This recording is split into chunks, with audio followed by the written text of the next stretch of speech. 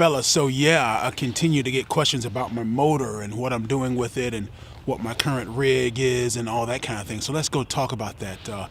I did a live cast yesterday and the audio was messed up and people are having trouble finding comments and things. So let's just go over the setup right now. My motor, the base motor, the power plant, is a Champion 196cc engine from Champion Power Equipment. That's what I use. The kit is an SPS Thailand Longtail small kit. And the two marry together well. I've made modifications to this engine. The main modifications are I have a high performance flywheel on here to help the engine spin up faster, create a stronger spark, and it's a safer flywheel because it's billet. I have a genuine Ru-Ying carburetor that's been rejetted. 20 thousandths on the idle jet, 38 thousandths on the main jet. I have a high flow intake. You have this here, which is that is purely for the crankcase vent, and then I have a Robertson's Torx tube, the straight pipe with an RLV silencer spark arrestor muffler. It doesn't really muffle it, just arrests the spark. How much power is it making right now? Yeah, less than 9 horsepower. Probably somewhere between 8.5 to 9 horsepower, right along in there. I also use a cold spark plug, the AR3910X. At one point in time, I had a genuine box stock racing engine on here, and I rigged a fuel pump with a true marine gas tank. And people have been asking, am I using, what's my current setup? Well, I'm no longer using that setup. As you can see here, the stock gas tank is on this motor, and I use that exclusively. I don't use anything else. Why? Why did I go back to the stock gas tank?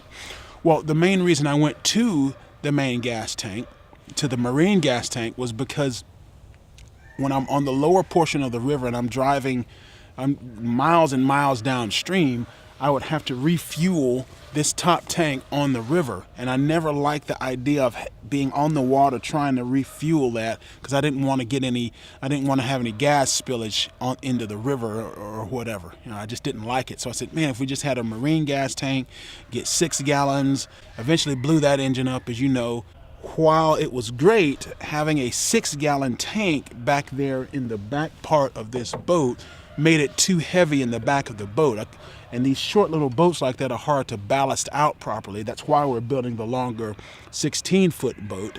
And the boat wouldn't plane properly. It would just continue to just plow water and would never get up on a plane and level out properly. Either we need to go down to a 3-gallon tank, but then you're like, well, okay, great, 3 gallons is all right, but you're still having to refuel on the fly, which was, what's the point of going all that route?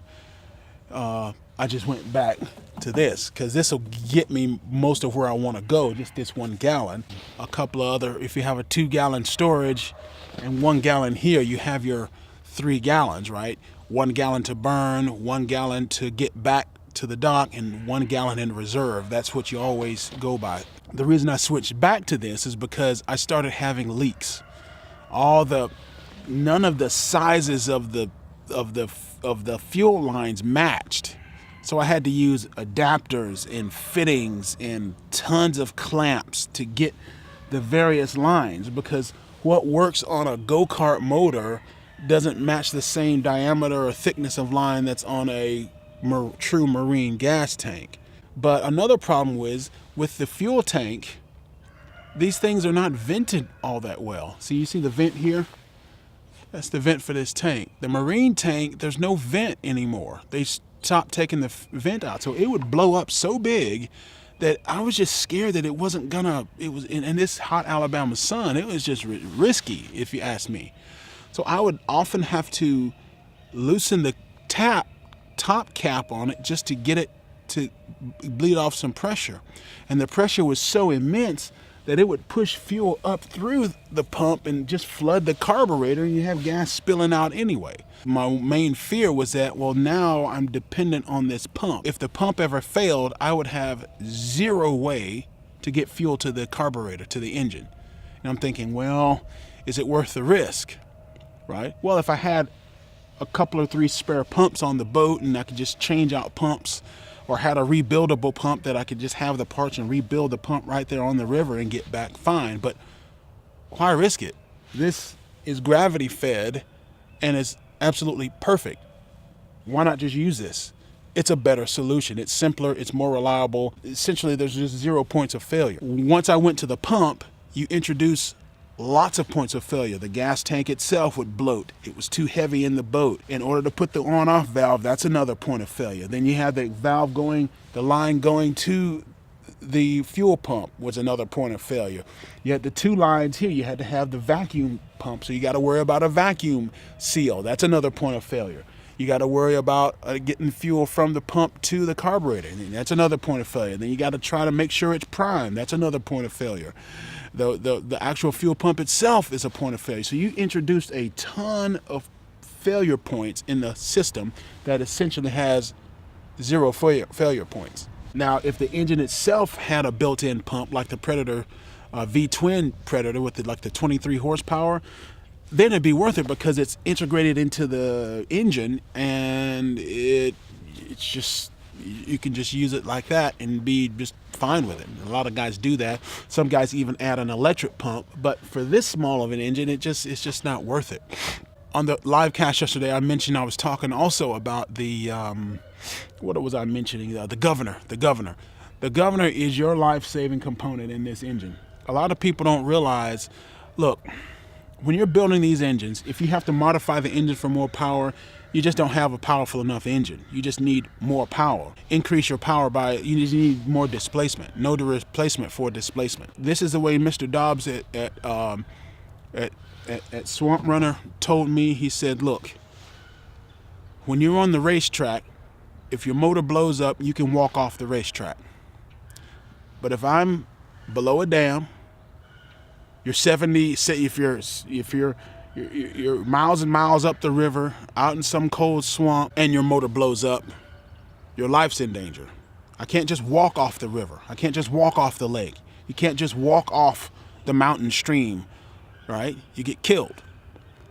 That's why I'm very serious about when it comes to building these motors. It's about building for reliability. This thing has to bring me back home every time. And I've been caught out there twice building these motors where the motor blew up on me. And fortunately, I had 3 forms of propulsion. I had the motor, an electric trolling motor, and usually a couple of paddles, right? So, and fortunately, both times the wind was working with me, right?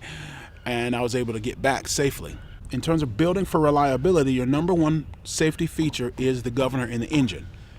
Now, when you go talk to mini bike and go-kart guys, they say, oh, just take the governor out, you get more power. Yeah, you will, but you have to sacrifice reliability to do so. If all you're building is a racing engine and a toy engine and an engine to get out here and go as fast as possible for lap times, because I would love to see a mud motor racing league and a small block series where we, really are in these creeks and plowing through mud and jumping over logs. Yeah, I'd rip out the governor. I'd build this thing to build the engine powerful enough to last exactly one race, and I just rebuild the whole motor for the next race. But I'm not using it for that. I'm using it as a work engine to get me out into wilderness and austere environments and bring me back alive. If you do that, you have to limit how much you do to the engine. And the single component that I'm finding that's the saving grace of these motors is the governor. When you're on the water, even the slightest chop produces waves where and you're actually changing the depth that propeller is in. And so that propeller is never at one constant RPM. It's not like out here on the street when you set your cruise control and it's just fairly constant. No. This, you may not be able to see it, but that little control arm has ultimate authority over the throttle, and it is making minute adjustments all the time. Even in what looks like dead, even, flat glass water, they're just little minute adjustments it's making. And that's what's keeping the engine from over-revving and just blowing itself apart. That's what you have to realize. And a lot of people don't realize that, and that's something that go-kart racers and mini bikers don't have to deal with. Also, there is definitely some sort of resonance frequency that sets up with this single cylinder engine that doesn't have a counterweight inside like the big block motors or a V-twin motor does by design. So by design, this engine is unbalanced. And then you are going to try to double the horsepower by ripping out the governor and put it in a medium that's 800 times as dense as air and run fast as possible and actually expect the engine to last and get you back home safely. It's just not going to happen. At some point it will fail. But when it comes to my life and the fact that people are looking at me for advice, I have to take that into consideration. I can't just say, yeah, you can go build this engine, it'll be awesome. Well, if I'm below that dam and this engine blows up, it's not awesome. What's the point? The question that I was asked was, Go Power Sports has a new motor out, a governed 212cc engine that they're touting as a 10 horsepower engine. And I talked to them about, over Christmas or just after the new year, whatever, and asked them, would this, hands are getting cold, would that engine suffice for a mud motor engine? And I showed them some of the videos where I've blown up engines, and their advice, they really weren't in favor of it. They weren't in favor of using that engine in this environment for all the same reasons I'm telling you right now. They just said you're having to work the heck out of the engine to get it to make the power you need. And this application needs displacement, not RPM. The engine that the Power Sports engine is, as I understand it, and Tim talked to me, and I would love to invite him to comment on this, is that they're making power. They have a very good cylinder head in it. They have a very good carburetor in it. I'm not sure what camshaft they're using and all that, but essentially it's an engine that's already built from the factory for you, and they leave the governor in.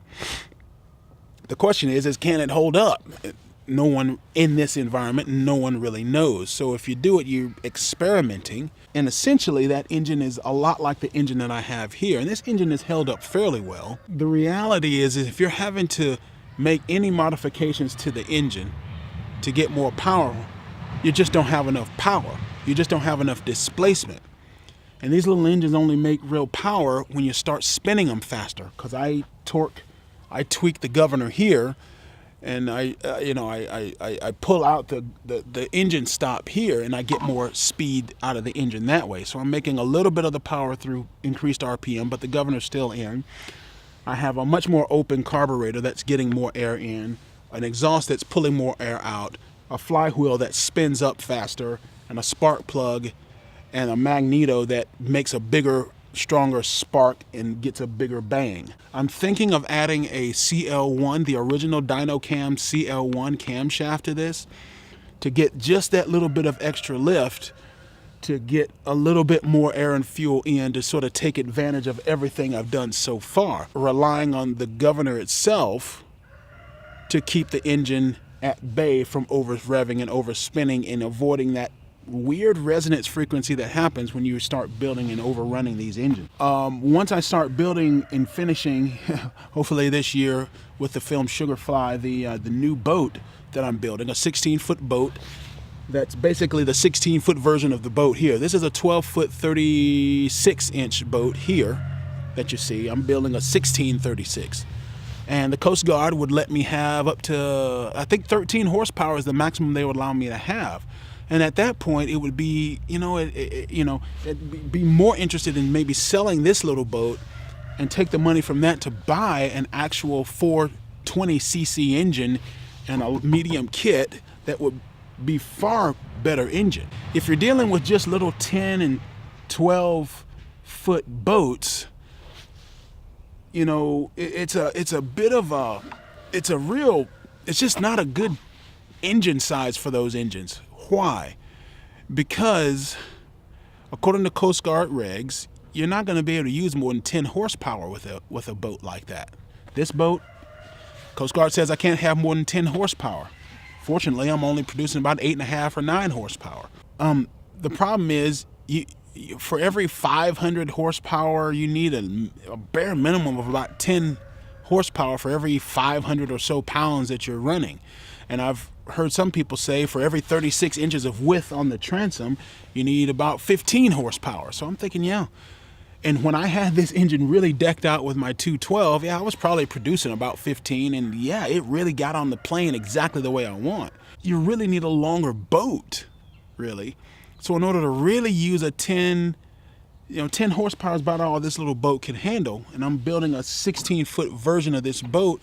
About 10, 15 horsepower is what that new boat's gonna really need. Coast Guard caps it at 13 because of it's a flat bottom, hard chine boat. If all you're wanting to do is move out at hull speed, this is like 6 times as much power as we really need. Because if you're at hull speed, just moving the hull through the water, kind of like you would with a trolling motor, 1 horsepower is plenty. This is way more than enough power I need to move the hull, but far less than I need to really get on a plane and move the way I really need. And so what do? Well, the real solution is a bigger, badder engine. I really am now, people who are wanting to buy the small Swamp Runner kit and modify it, you're far better off buying the medium kit and getting something like a Predator 305 or 301 engine. If I could do it all over again, I would buy the medium kit, and I would probably buy the 8 horsepower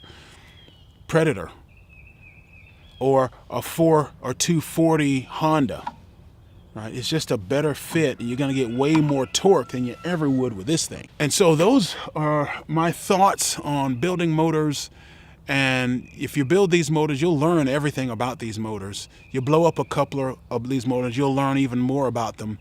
And then you'll come to the conclusion that, well, you're just better off buying a bigger engine. All right.